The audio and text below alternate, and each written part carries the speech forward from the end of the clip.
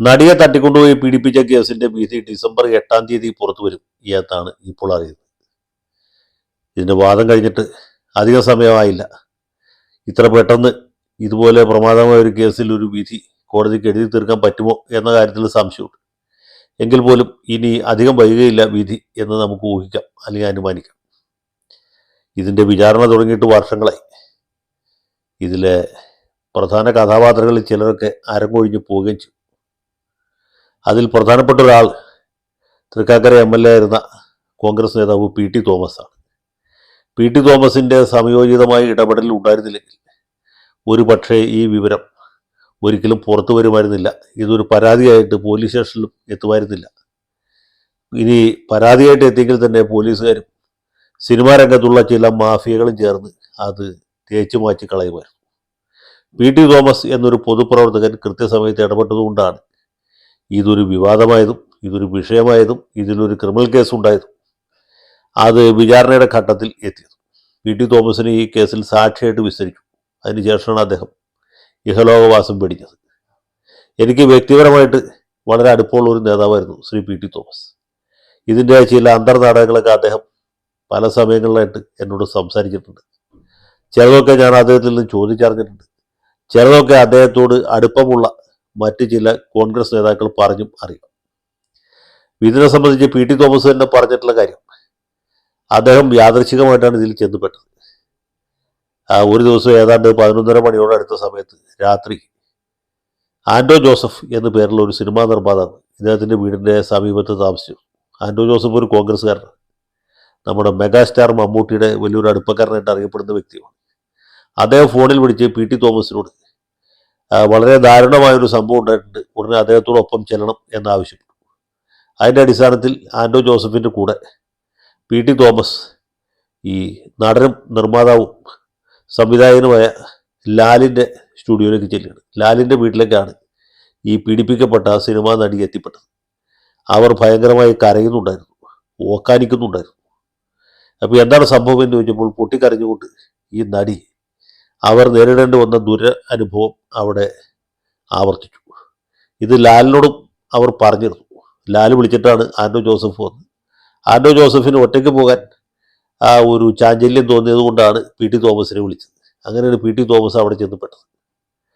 PT Thomas താമസിച്ചിരുന്ന സ്ഥലത്ത് നിന്ന് അധികം ദൂരമല്ല ഈ ലാലിൻ്റെ സ്റ്റുഡിയോയും അദ്ദേഹത്തിൻ്റെ താമസ സ്ഥലവും. അങ്ങനെ PT തോമസ് വിവരം അറിയുന്നു. ഉടനെ തന്നെ അദ്ദേഹത്തിൻ്റെ ഫോണിൽ നിന്ന് അന്ന് മധ്യമേഖല IG ആയിരുന്ന P വിജയനെ വിളിക്കുന്നു.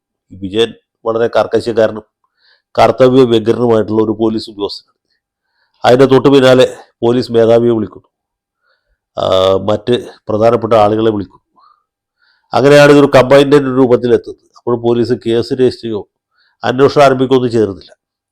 അതിനുശേഷം വളരെ ഇടിഞ്ഞ മനസ്സോടുകൂടിയിട്ട് PT തോമസ് അദ്ദേഹത്തിൻ്റെ താമസ സ്ഥലത്തേക്ക് തിരിച്ചു. നടിയെ അദ്ദേഹം കഴിയുന്ന രീതിയിലേക്ക് ആശ്വസിപ്പിച്ചു. ഇതിൽ തീർച്ചയായിട്ടും നിയമ നടപടിയായിട്ട് മുന്നോട്ട് പോകണം എന്ന് അവരെ ഉത്ബോധിപ്പിച്ചു. അത് കഴിഞ്ഞ് സ്വന്തം വീട്ടിൽ ചെന്ന് അദ്ദേഹത്തിന് പിന്നെ ഉറങ്ങാൻ കഴിയുന്നില്ല. അതിരാവിലെ തന്നെ ഹരിപ്പാട്ടേക്ക് പോകേണ്ടിയിരുന്നു. അന്ന് ഹരിപ്പാട്ട് പ്രതിപക്ഷ നേതാവായിരുന്ന രമേശ് ചെന്നിത്തലയുടെ ഒരു ഉപവാസ സമരമുണ്ട്. അതിൽ PT തോമസ് ഒരു പ്രാസംഗികനായിരുന്നു. അവിടെ വെച്ച് അദ്ദേഹം രമേശ് ചെന്നിത്തലയോട് ഈ സംഭവം പറഞ്ഞു. ചെന്നിത്തല അദ്ദേഹത്തിൻ്റെ പ്രസംഗത്തിൽ PT തോമസ് ഇങ്ങനെ ഞെട്ടിക്കുന്ന ഒരു വാർത്തയുമായിട്ടാണ് ഇവിടെ എത്തിയിട്ടുള്ളത്, അതിൻ്റെ വിശദാംശങ്ങൾ അദ്ദേഹം തന്നെ വെളിപ്പെടുത്തും എന്ന് പറഞ്ഞു. അപ്പോൾ മിക്കവാറും ദൃശ്യമാധ്യമങ്ങളും വാർത്താ മാധ്യമങ്ങളൊക്കെ അവിടെ ഉണ്ട് രമേശിൻ്റെ ഈ സത്യാഗ്രഹം കവർ ചെയ്യാൻ വേണ്ടിയിട്ട്. അപ്പോൾ PT തോമസ് അത് പറയാൻ നിർബന്ധിതനായി. അല്ലെങ്കിലും അദ്ദേഹം പറയുമായിരുന്നു, പക്ഷെ അവിടെ വെച്ച് വെളിപ്പെടുത്താൻ ഒരുപക്ഷെ തുനിയുമായിരുന്നില്ല. അങ്ങനെ PT തോമസ് പറഞ്ഞു, കഴിഞ്ഞ രാത്രിയിൽ ഇങ്ങനെ ഒരു ദാരുണ സംഭവം ഉണ്ടായി എന്ന് പറയുകയും അപ്പോൾ തന്നെ ചാനലുകാരും വാർത്താ മാധ്യമങ്ങളൊക്കെ അത് ഏറ്റെടുക്കുകയാണ് ചെയ്തത്. അങ്ങനെയാണ് കേസ് രജിസ്റ്റർ ചെയ്യുന്നത്. മാധ്യമങ്ങളിൽ വലിയ വാർത്ത വരുന്നത്. ഇതൊരു വലിയ സംഭവമായിട്ട് മാറിയത്. പിന്നീട് പോലീസ് ഊർജിതമായിട്ട് അന്വേഷിച്ചു. പൾസർ സുനി അടക്കമുള്ള പ്രതികളെ അറസ്റ്റ് ചെയ്തു. അപ്പോഴും സിനിമാ നടൻ ദിലീപിലേക്ക് ഈ അന്വേഷണം എത്തിയില്ല. മാത്രമല്ല ഇതിൻ്റെ തൊട്ടടുത്ത ദിവസം എറണാകുളത്ത് ഈ സിനിമാക്കാരെല്ലാം കൂടി ചേർന്ന് വലിയൊരു നാടകം സംഘടിപ്പിച്ചു. നാടകം എന്ന് വെച്ചാൽ അത് നമ്മൾ സ്റ്റേജിൽ മേക്കപ്പ് ഇട്ട് ചെയ്യുന്ന നാടകമല്ല. ഈ നടന്മാരൊക്കെ തന്നെ ഇവർ ജീവിതത്തിൽ നന്നായിട്ട് അഭിനയിക്കുന്നവരാണ്. ഈ സംഭവം ഉണ്ടാകുമ്പോൾ തന്നെ ആളുകൾക്ക് അറിയാം ഇതിൻ്റെ പുറകിൽ ആരാണുള്ളത്, ആരുടെ കരാളഹസ്തങ്ങളാണ് ഇതിൻ്റെ അകത്തുള്ളത്. പക്ഷേ ഇവരെല്ലാവരും ഞങ്ങൾ ഈ നാട്ടുകാരല്ല, മാവിലായിക്കാരാണെന്നുള്ള മട്ടിൽ ആ മമ്മൂട്ടി, മോഹൻലാൽ അടക്കമുള്ള ആളുകളൊക്കെ അവിടെ വന്നിട്ട് ഈ നടിക്കുണ്ടായ ദുരനുഭവം വലിയ കഷ്ടമായി പോയി, ഇങ്ങനെ ആർക്കും സംഭവിക്കരുത് എന്നൊക്കെ പറഞ്ഞു. അങ്ങനെ പ്രസംഗിച്ചവരുടെ കൂട്ടത്തിൽ ദിലീപ് ഉണ്ടായിരുന്നു. ഞാൻ അതിൻ്റെ ദൃശ്യങ്ങൾ കണ്ട ആളാണ്. ഇത് ഈ സംഭവം ഉണ്ടായെന്ന് അറിഞ്ഞപ്പോൾ തന്നെ ഇതിൻ്റെ പുറകിൽ ദിലീപിൻ്റെ കരാളഹസ്തങ്ങളായിരിക്കും എന്നുള്ള കാര്യം എനിക്ക് മനസ്സിലായി. അത് പി ടി തോമസ് പറഞ്ഞിട്ടോ മറ്റാരെങ്കിലും പറഞ്ഞിട്ടോ അല്ല. ദിലീപ് എൻ്റെ അയൽവാസിയും ആകുന്ന ബന്ധുവുമാണ്. എനിക്ക് അദ്ദേഹത്തെ കുട്ടിക്കാലം മുതൽക്കറിയാം. ആ ദിലീപ് വളർന്ന് വളർന്ന് പന്തലിച്ച് മലയാള സിനിമയിലെ വലിയൊരു വിഷവൃക്ഷമായി തീർന്ന് എനിക്കറിയാം. അദ്ദേഹം നിർമ്മാതാവാണ്, വിതരണക്കാരനാണ്, സിനിമാ തിയേറ്റർ ഉടമയാണ്, ഈ സിനിമയെ ഭരിക്കുന്ന വലിയ മാഫിയ സംഘത്തിൻ്റെ ഒരു ഡോണാണ്. അപ്പോൾ ഇത്ര വലിയൊരു കൊടും ക്രൂരകൃത്യം ചെയ്യിക്കാൻ മമ്മൂട്ടിക്കോ മോഹൻലാലിനോ അല്ലെങ്കിൽ വേറെ ഏതെങ്കിലും നടനോ കഴിയുമായിരുന്നില്ല. ആ ദിലീപിന് കഴിയുകയും ചെയ്യുമായിരുന്നു. അപ്പോൾ എനിക്ക് യാതൊരു സംശയം ഉണ്ടായിരുന്നില്ല. ആ തുടർന്നുള്ള സംഭവങ്ങൾ എൻ്റെ സംശയത്തെ സാധൂകരിക്കുകയും ചെയ്തു. അതെന്തുമായിട്ട് എൻ്റെ സംശയമല്ല ഇവിടുത്തെ പ്രശ്നം. ഇത് പൾസർ സുനിയിലും മറ്റേതാനും പേരിലും ഒതുങ്ങിപ്പോകും എന്ന് ഘട്ടം വന്നപ്പോൾ ഇതിൽ അന്വേഷണം ശക്തമായിട്ട് മുന്നോട്ട് കൊണ്ടുപോകണം എന്ന് ഉറച്ച സ്വരത്തിൽ ആവശ്യപ്പെട്ടത് പി ടി തോമസാണ്. അദ്ദേഹത്തെ പരിഹസിക്കുന്ന രീതിയിലുള്ള പെരുമാറ്റമാണ്, സംസാരമാണ് മുഖ്യമന്ത്രി പിണറായി വിജയൻ്റെ ഭാഗത്ത്. പിണറായി വിജയൻ്റെ ഇവിടുത്തെ ഒരു മെഗാഫോണായിരുന്ന നമ്മുടെ തൃപ്പൂണിത്തുറയിലെ പിന്നീട് തോറ്റ MLA ആയ എം സ്വരാജിൻ്റെ ഭാഗത്തും ഉണ്ടായത്. സ്വരാജ് പി ടി തോമസിന് ഈ സംഭവമായിട്ട് ഉള്ള ബന്ധത്തെക്കുറിച്ച് അന്വേഷിക്കണം എന്ന രീതിയിലുള്ള പ്രസ്താവന അവർ നടത്തി. എന്തുമായിട്ട് ഈ പോലീസിൻ്റെ അനാസ്ഥയ്ക്കെതിരായിട്ട് പി ടി തോമസ് എറണാകുളത്ത് ഗാന്ധി പ്രതിമയുടെ മുമ്പിൽ ഒരു ഉപവാസം നടത്താൻ തീരുമാനിച്ചു. 24 മണിക്കൂർ ഉപവാസം. ഇത് ഈ സംഭവം അറിഞ്ഞപ്പോൾ എറണാകുളത്ത് നിന്നുള്ള 2 MLA മാർ, എറണാകുളം ജില്ലക്കാരായ 2 MLA മാർ അദ്ദേഹത്തെ അതിൽ നിന്ന് പിന്തിരിപ്പിക്കാൻ ശ്രമിച്ചു. അത് മാർക്സിസ്റ്റ് MLA മാരല്ല, കോൺഗ്രസ്സുകാരായിരുന്ന 2 MLA മാർ, 2 യുവ MLA മാർ ഇദ്ദേഹത്തെ പിന്തിരിപ്പിക്കാൻ ശ്രമിച്ചു. പക്ഷെ അദ്ദേഹം കുരുങ്ങിയില്ല. അങ്ങനൊന്നും കുരുങ്ങുന്ന ആളല്ല പി ടി തോമസ്. അന്ന് VM സുധീരനാണ് KPCC president, Sunny Joseph അല്ല. VM സുധീരൻ ഇതുപോലെ തന്നെ ആരുറപ്പുള്ള ഒരു കോൺഗ്രസ്സുകാരനുണ്ട്. ഇങ്ങനെയുള്ള ഭീഷണികളുടെ പ്രലോഭനങ്ങളുടെ മുമ്പിൽ കുലുക്കുന്ന ആൾ. അവസാനം സുധീരൻ പറഞ്ഞു പി ടി തോമസ് നിശ്ചയമായിട്ടും ഉപവാസം നടത്തണം, അത് എറണാകുളത്ത് ഗാന്ധി പ്രതിമയുടെ മുമ്പിൽ തന്നെ നടത്തണം എന്ന് മാത്രമല്ല സുധീരൻ തന്നെ വന്ന് അത് ഉദ്ഘാടനം ചെയ്യും എന്ന്. അപ്പോൾ പിന്നെ MLA മാർക്ക് വേറെ ഒന്നും ചെയ്യാൻ പറ്റാത്ത അവസ്ഥ വന്നു. അങ്ങനെ ഈ പി ടി തോമസ് ഉപവാസം നടത്തി, VM സുധീരൻ ഉദ്ഘാടനം നടത്തി. ഉച്ചയ്ക്ക് ശേഷം ഞാൻ അവിടെ ചെന്ന് അതിനോട് ഐക്യദാർഢ്യം പ്രഖ്യാപിച്ച ഒരു പ്രസംഗം നടത്തി. ആ വേദിയിൽ വെച്ചാണ് പി ടി തോമസ് ഈ നേരത്തെ പറഞ്ഞ കാര്യങ്ങൾ എന്നോട് പറഞ്ഞത്. പിന്നീടാണ് ദിലീപിൻ്റെ അറസ്റ്റ് ഉണ്ടാകുന്നത്. ദിലീപ് അറസ്റ്റിലാവും. അദ്ദേഹം ജാമ്യം കിട്ടാതെ 80 ദിവസം ജയിലിൽ കിടന്നു. അദ്ദേഹത്തിൻ്റെ പ്രതിച്ഛായ മങ്ങുന്നു. ടെലിവിഷൻ ചാനലുകൾ എല്ലാ ദിവസവും എന്നോണം 8 മണിക്കും 9 മണിക്കും ഒക്കെ ഈ വിഷയം ചർച്ച ചെയ്യുന്നു. പിന്നീട് ദിലീപിന് ജാമ്യം കിട്ടുന്നു. മറ്റ് പ്രതികൾ ജയിലിൽ തുടരുന്നു. അതിൻ്റെ വിചാരണ തുടങ്ങുന്നു. വിചാരണയിൽ പി ടി തോമസിനെ ഒരു സാക്ഷിയായിട്ട് പ്രോസിക്യൂഷൻ ഭാഗത്ത് നിന്ന് വിസ്തരിക്കും. ആ വിസ്താരത്തിന് മുമ്പും ഇതുപോലെ വലിയ സമ്മർദ്ദം അദ്ദേഹത്തിൻ്റെ മേലുണ്ട്. അത് അദ്ദേഹം തന്നെ ഒരു ദിവസം എന്നെ ഫോണിൽ വിളിച്ച് പറഞ്ഞതാണ്. അന്ന് കോവിഡിൻ്റെ സമയമായിരുന്നു എന്നാണ് എൻ്റെ ഓർമ്മ. ഒരു ദിവസം സന്ധ്യയ്ക്ക് അദ്ദേഹം വിളിച്ചിട്ട് പറഞ്ഞു, ഈ കേസിൻ്റെ വിചാരണ ശരിയായ രീതിയിലല്ല പോകുന്നത്, ഇതിലെ പ്രോസിക്യൂട്ടർ വലിയ സമ്മർദ്ദത്തിലാണ്, ജഡ്ജിയുടെ ഭാഗത്തുനിന്നുള്ള പെരുമാറ്റം ഒട്ടും തന്നെ തൃപ്തികരമല്ല, അദ്ദേഹത്തിനുണ്ടായ അനുഭവം ഒട്ടും സന്തോഷകരമായിരുന്നില്ല, പ്രോസിക്യൂട്ടർ ഒരു പക്ഷേ രാജിവെച്ച് പോകാൻ സാധ്യതയുണ്ട്, അദ്ദേഹത്തെ ഒന്ന് ഫോണിൽ വിളിച്ച് ധാർമ്മികമായ ഒരു പിന്തുണ അറിയിക്കണം എന്ന് പറഞ്ഞു.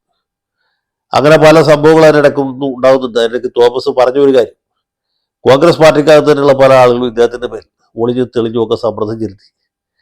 ദിലീപ് കോൺഗ്രസ്സുകാരനാണ്, കോൺഗ്രസ്സിന് പലപ്പോഴും ഫണ്ട് ചെയ്യുന്ന ആളാണ്. അപ്പോൾ അങ്ങനെ ഒരാൾ വെറുപ്പിക്കുന്നത് പാർട്ടിയുടെ ക്ഷേമത്തിനും ഐശ്വര്യത്തിനും നിരക്കുന്നതല്ല എന്നൊക്കെ പലരും പറഞ്ഞു. പി ടി തോമസ് അതിനും വഴിപ്പെട്ടില്ല. അദ്ദേഹം ധീരമായ നിലപാട് തന്നെ സ്വീകരിച്ചു. അദ്ദേഹത്തിന് അറിയുന്ന കാര്യങ്ങൾ കോടതിയിൽ കൃത്യമായിട്ട് ബോധിപ്പിച്ചു. അതിനുശേഷമാണ് അദ്ദേഹത്തിൻ്റെ ആകസ്മികമായ മരണം ഉണ്ടായത്. അതിനുശേഷവും ഈ നടിക്ക് നീതി ഉറപ്പാക്കണം എന്നാവശ്യപ്പെട്ട് എറണാകുളത്ത് ഇതേ ഗാന്ധി പ്രതിമയ്ക്ക് മുമ്പിൽ തന്നെ friends of P T and nature എന്ന ഒരു സംഘടന, അത് ഈ പി ടി തോമസിൻ്റെ മാരായ സ്കൂളിലും മറ്റുമൊക്കെ കൂടെ പഠിച്ച ചില ആളുകളാണ്, അഡ്വക്കേറ്റ് സാജൻ മണ്ണാളി മുതലായവർ. അവർ ഇതുപോലെ ഒരു പരിപാടി സംഘടിപ്പിച്ചു. അതിൽ ഉദ്ഘാടകനായിട്ട് എന്നെ വിളിച്ചു. ഞാൻ അവിടെ പോയി പ്രസംഗിച്ചു. ഗാന്ധി പ്രതിമയിൽ പൂമാല ചാർത്തി. ആ വേദിയിലാണ് ഉമാ തോമസിൻ്റെ ആദ്യത്തെ പബ്ലിക് അപ്പിയറൻസ് ഉണ്ടാകുന്നത്. അത് ഉമാ തോമസ് അതിൽ പങ്കെടുക്കുന്നുള്ളതുകൊണ്ട്, തൃക്കാക്കര ഉപതെരഞ്ഞെടുപ്പ് വളരെ ആസന്നമായിരുന്നു എന്നുള്ളതുകൊണ്ടും എല്ലാ മാധ്യമ പ്രവർത്തകരും ഉണ്ടായിരുന്നു. പിന്നീട് എറണാകുളത്ത് വഞ്ചി സ്ക്വയറിൽ നടന്ന വലിയ പ്രതിഷേധ മീറ്റിങ്ങിലും ഞാൻ പ്രസംഗിച്ചിരുന്നു. ആ മീറ്റിങ്ങിലും ഉമാ തോമസ് ഉണ്ടായിരുന്നു. അത് തൃക്കാക്കര ഉപതെരഞ്ഞെടുപ്പിന് തൊട്ട് മുമ്പുള്ള സമയം. ബാക്കിയുള്ള കാര്യങ്ങളൊക്കെ നിങ്ങൾക്ക് എല്ലാവർക്കും അറിവുള്ളതാണ്. ഇപ്പോൾ ദിലീപിനെ ശിക്ഷിക്കുമോ ഇല്ലയോ എന്നുള്ള വിഷയമാണ് നമ്മുടെ ആളുകളൊക്കെ തല പുകഞ്ഞ് ആലോചിച്ചുകൊണ്ടിരിക്കുന്നത്. അതിനെക്കുറിച്ച് യാതൊരു തരത്തിലുള്ള പ്രവചനവും നടത്താൻ ഞാൻ ആളല്ല. മാത്രമല്ല, ഒരു അഭിഭാഷകൻ എന്ന രീതിയിൽ ഞാൻ അതിനെക്കുറിച്ച് അഭിപ്രായം പറയുന്നത് ശരിയല്ല. കോടതിയുടെ പരിഗണനയിലേക്കുന്ന ഒരു കാര്യത്തെക്കുറിച്ച് അതും വിധി അടുത്തെത്തിയ സമയത്ത് നമ്മൾ എന്തെങ്കിലും തരത്തിലുള്ള പ്രഡിക്ഷൻ നടത്തുന്നത് ശരിയല്ല എന്നുള്ളതുകൊണ്ട് ഞാൻ അതിന് തുനിയുന്നില്ല. കേസിൻ്റെ വിധി ഏതാണ്ട് ഏത് രീതിയിലായിരിക്കും എന്നുള്ളതിനെക്കുറിച്ച് എനിക്ക് കൃത്യമായ ധാരണയുണ്ട്, വ്യക്തതയുണ്ട്. പക്ഷേ അതിവിടെ വെളിപ്പെടുത്താൻ തൽക്കാലം താല്പര്യപ്പെടുന്നില്ല എന്ന് മാത്രമേ ഉള്ളൂ. ഏതായാലും ഡിസംബർ 8-ാം തീയതി കഴിഞ്ഞിട്ട് ബാക്കി കാര്യങ്ങൾ പറയാം. ഞാൻ ഒരു കാര്യം ആവർത്തിച്ച് പറയാൻ താല്പര്യപ്പെടുന്നു, ആഗ്രഹിക്കുന്നു. അത് PT തോമസ് എന്ന ധീരനായ പൊതുപ്രവർത്തകൻ ഇല്ലായിരുന്നുവെങ്കിൽ ഈ കേസ് ഒരിക്കലും ഇതൊരു പരാതി പോലും ഉണ്ടാകുമായിരുന്നില്ല. ഉണ്ടായിരുന്നെങ്കിൽ തന്നെ അതൊരു വനരോധനമായിട്ട് അവസാനിക്കുമായിരുന്നു. പ്രധാന പ്രതിയായ ദിലീപിലേക്ക് ഒരു കാരണവശാലും ഇതിൻ്റെ അന്വേഷണം എത്തുമായിരുന്നില്ല എന്ന കാര്യത്തിൽ എനിക്ക് ഉറപ്പുണ്ട്.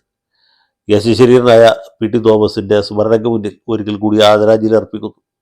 അദ്ദേഹത്തോട് എനിക്കുണ്ടായിരുന്ന അഗൈതവുമായ ബഹുമാനം ഒരു തരി പോലും കുറഞ്ഞിട്ടില്ല എന്ന് മാത്രമല്ല, കൂടിയിട്ടേ ഉള്ളൂ എന്ന കാര്യം കൂടി ഇവിടെ ചേർത്ത് പറയാൻ ആഗ്രഹിക്കുന്നു. ജയ് ഹിന്ദ്.